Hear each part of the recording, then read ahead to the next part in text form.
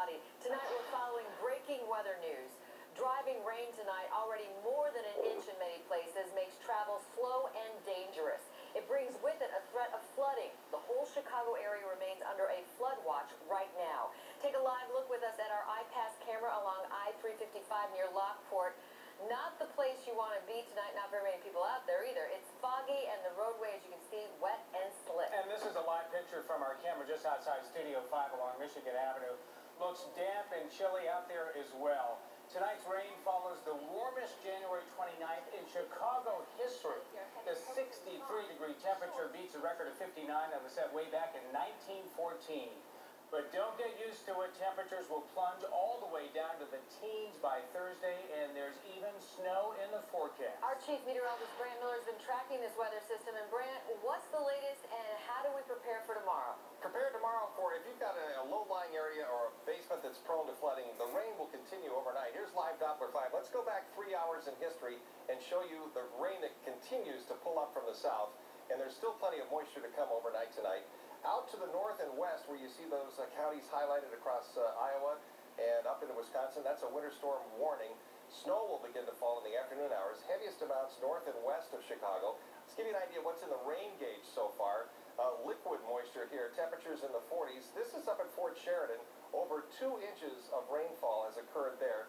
As you hop down in the city of Chicago, over an inch, 1.19 inches, and a little bit more.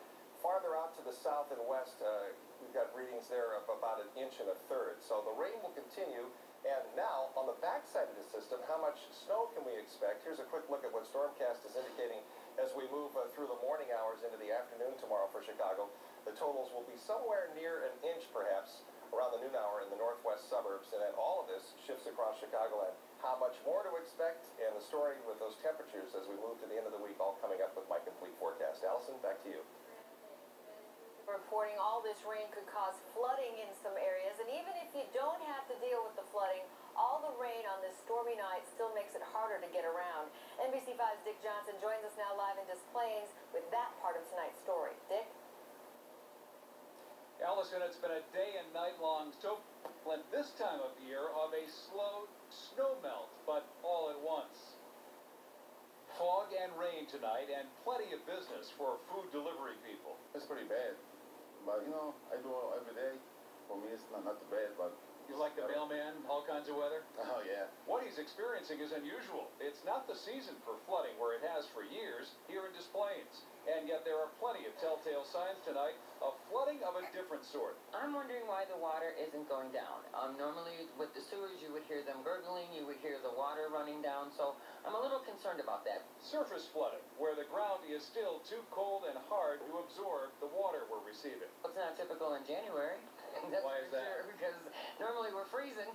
On the other hand, millions of dollars in flood abatement projects seem to be doing a much better job keeping the Des Plaines River out of basements in this neighborhood.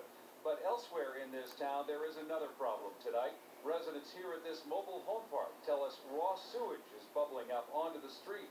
Help has been called and the problem is being assessed. We've checked with other suburbs that typically flood in weather like this, like Riverside, and so far so good tonight.